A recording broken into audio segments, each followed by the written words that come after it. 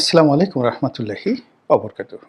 সম্মানিত দর্শক, বিএনপি নেতাদের ইসলাম প্রীতি, হঠাৎ করে ধার্মিক হয়ে যাওয়া এবং ইসলামী লেবাস পরা এবং কিছু ইসলামিক শব্দ সচরাচর যেগুলো সাধারণত আমাদের দেশে আরবি পড়ুয়া যারা লোকজন রয়েছেন, কোনো মসজিদের ইমাম, খতিব, মুয়াজ্জিন, তারা যেভাবে ব্যবহার করেন ঠিক সেইভাবে তারা প্র্যাকটিস করার চেষ্টা করছেন এবং তা নিয়ে যথেষ্ট হাস্যরসের উদ্ভব হচ্ছে। আরবি একটা জটিল ভাষা। এখানে উচ্চারণ, তারপরে সেটার অর্থ, সেটার প্রাসঙ্গিকতা, এটি খুব নির্ভুলভাবে যদি না হয়, তাহলে যারা শোনেন, যারা বোঝেন, তারা যিনি বলেন তার সম্পর্কে খুব মন্দ ধারণা পোষণ করেন। যেমন আপনি ইংরেজি জানেন না, কিন্তু ফটাফট ইংরেজি বলার চেষ্টা করেন। যেমন ইংরেজদের সামনে গিয়ে যদি বলেন টিং টুং টাং, বা চাইনিজ আপনি বলার চেষ্টা করেন, যারা চাইনিজ বোঝে না, বাংলাদেশি যারা লোকজন আছেন তাদের কাছে ফুফা, হুহা, চিচু এগুলো বলতে পারেন। কিন্তু যদি এই একই কথায় গিয়ে আপনি চীন দেশে গিয়ে বলার চেষ্টা করেন, তাহলে কী ধরনের হাস্যরসের তৈরি হবে।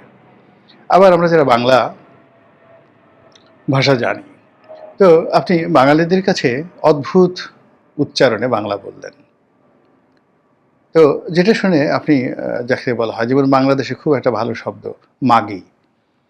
তো মাগির কিন্তু অসাধারণ একটি অর্থ রয়েছে, কিন্তু আপনি যদি কোনো ভদ্র মহিলাকে গিয়ে আপনি বলেন যে প্রিয় মাগি, আপনি কেমন আছেন, কিংবা আপনি যদি কোনো পুরুষকে, ভাতার অনেক ভালো একটা শব্দ, একজন এক পুরুষকে গিয়ে যদি আপনি বলেন আসসালামু আলাইকুম, স্বাগতম আমার ভাতার, প্রিয় ভাতার, আপনি কেমন আছেন।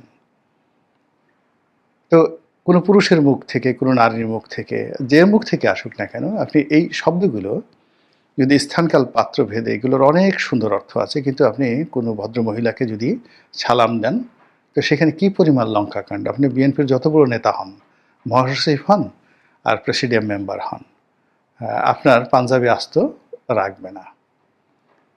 তো এরকম একটা অবস্থা, আপনাকে স্থানকাল পাত্র ভেদে বিভিন্ন কথাবার্তা বলতে হবে। তো ইদানিং বিএনপির যে নেতাকর্মী যারা আছেন, তারা খুব ঘন ঘন মসজিদে যাচ্ছেন, গাঁজা টানেন, এলোমেলো কথাবার্তা বলেন এবং বিখ্যাত গাঞ্জারু হিসেবে দেখা গেল যে তাদের দেখলেই বোঝা যায় যে এ সারাক্ষণ গাঁজার মধ্যে থাকে। এর স্বপ্নে গাঁজা, পকেটে গাঁজা, ব্যবসা বাণিজ্যে গাঁজা, সারাক্ষণ শুধু ঢুলতে থাকে। তো এরকম কিছু মানুষ ইদানিং দেখা যাচ্ছে হঠাৎ মিম্বরে দাঁড়িয়ে যাচ্ছে, মাথায় টুপি, এবং ইমাম সাহেবের হাত থেকে মাইকটা কেড়ে নিয়ে তাকে দু চারটি বক্তব্য দিতেই হবে। এখন হজের মরশুম শুরু হয়নি, কিন্তু ওয়াজের মরশুম সারা বাংলাদেশে চলছে, এবং সেখানে স্থানীয় নেতা যিনি এমপি প্রার্থী হবেন, বা ওখানকার যিনি সন্ডা গন্ডা হঠাৎ করে বিএনপি নেতা হয়ে গেছেন, তিনি যিনি ওয়াজ করতে গেছেন তার কাছ থেকে মাইক নিয়ে সেখানে কিছু ধর্মীয় বক্তব্য তাকে দিতেই হবে। লোকজন জানে যে কালকে সকালে সে গরু চুরি করেছে, পরশুদিন সে অমুক বাড়ির মাছ চুরি করেছে, এলাকার যত চাঁদাবাজি আছে সে সব কিছু নিয়ন্ত্রণ করে, ময়লার ব্যবসা নিয়ন্ত্রণ করে। সে এসে মানুষকে ইমান এবং একিনের ওয়াজ নসিহত শুরু করেছে। ফলে সারা বাংলাদেশে ভীষণ রকম অপ্রীতিকর ঘটনা ঘটছে তৃণমূলে। আর কেন্দ্রীয়ভাবে বিশেষ করে বিএনপির নেতা সালাউদ্দিন সাহেব, তিনি সব জায়গাতে, সব দরবারে যাচ্ছেন। তিনি সেই হাটহাজারিতে যাচ্ছেন, যাওয়ার সময় তিনি পাজামা পরছেন, পাঞ্জাবি পরছেন, তার উপর কোটি পরছেন, মাথায় টুপি দিচ্ছেন। এরপর তিনি চেয়াগাইয়ে বসে, দুই পা ফাঁক করে চেয়াগাইয়ে বসে, তারপরে তিনি গরুর মাংস দিয়ে ভাত খাচ্ছেন। আর তিনি যখন চেয়াগাইয়ে বসছেন, তখন যে ছবিগুলো আসছে, স্পষ্টতই তার মোচা দেখা যাচ্ছে, দেখতে পারেন গিয়ে আপনি। একজন মানুষ, মানে লেখাপড়া জানা মানুষ, শিক্ষিত মানুষ, এইরকম কর্মকাণ্ড কেন করতে হবে তাকে? হোয়াই? তিনি তার মতো চলবেন, তার মতো যাবেন। তাকে দিয়ে কেন সব কাজ করাতে হবে বিএনপিকে? এরপরে অতি সম্প্রতি গিয়ে দেখা গেল যে তিনি একটি সমাবেশে গেছেন। সেখানে হাজেরানে মজলিস। তো হাজেরানে মজলিস এই শব্দটা কেন তাকে বলতে হবে? মজলিস, মজলিস শব্দের অর্থ কি? হাজেরান শব্দের অর্থ কি? হাজেরানে মজলিস শব্দের অর্থ কি? কেন তাকে এই কথাগুলো বলতে হবে?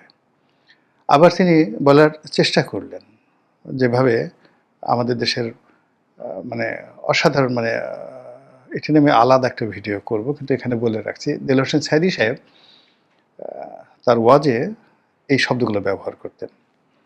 তিনি বলতেন যে মানে কালো ছেলের নাম যেভাবে পদ্মলোচন, তা আমাদের দেশের অনেক লোক ওয়াজের মঞ্চে বসছে, হয়তো ঠিকমতো উজু করতে জানে না, সাঈদী সাহেবের বক্তব্য, একটা হাদিসও জানে না, কোরআনও জানে না ঠিক মতো, কিন্তু সুর জানে, গান জানে, গল্প জানে।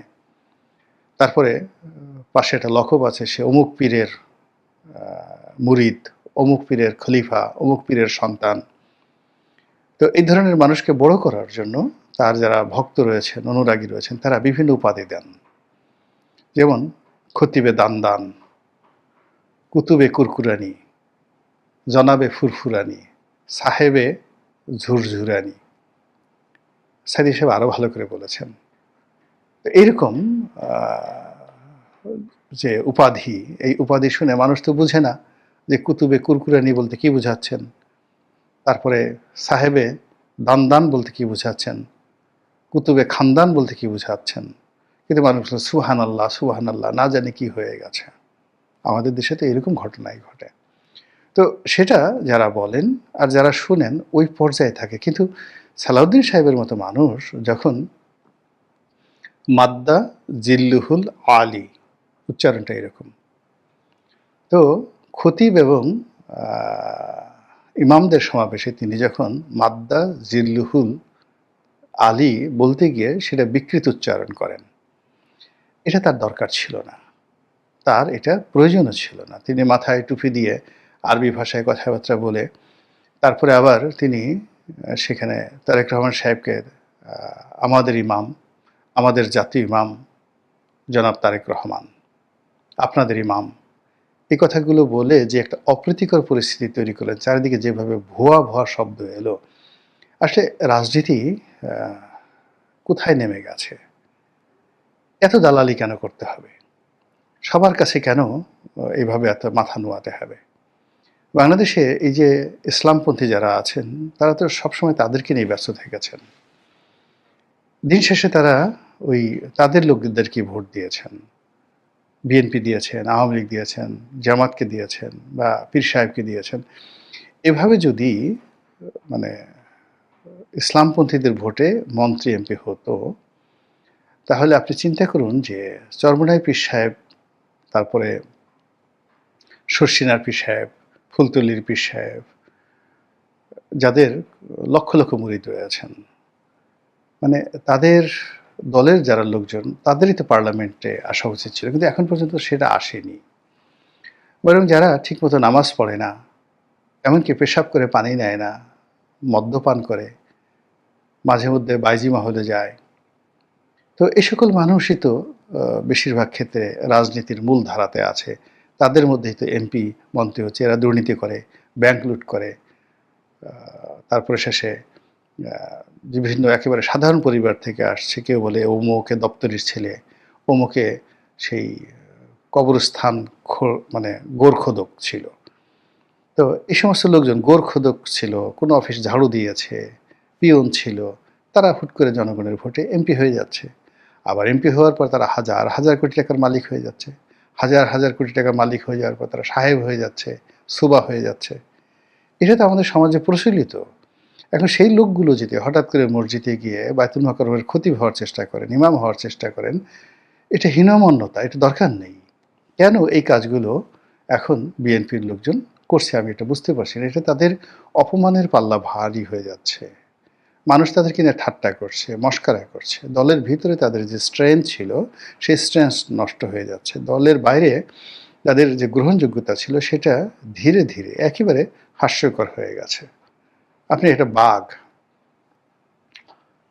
আপনি স্বাভাবিক ঠিক আছে, একটা বাঘ খুব সুন্দর বা জোরে জোরে আসলো, ভয় পেয়ে গেল, আপনি ভয় থর থর করে কাঁপছেন, একটা বাঘ চলে আসছে, কিন্তু বাঘ ডানে তাকালো বামে তাকালো, হঠাৎ করে জোরে ভম করে একটা শব্দ করে বায়ু ত্যাগ করলো। মুহূর্তের মধ্যে দেখবেন আপনার ভয় চলে গেছে, আপনি হাসা শুরু করে দিয়েছেন। বায়ু ত্যাগ তো সবাই, বাঘ, সিংহ, হাতি, মানুষ, নারী, পুরুষ সবাই করে। কিন্তু যে বাঘটিকে আপনি ভয় পেতেন, হালুম করে আপনার উপর পড়বে, সে কাজটা করলো কি? কথা নাই বার্তা নাই, এসে একেবারে জনগণের মধ্যে সার্কাসের সামনে এসে ভম করে একটা পাত দিয়ে ফেললো।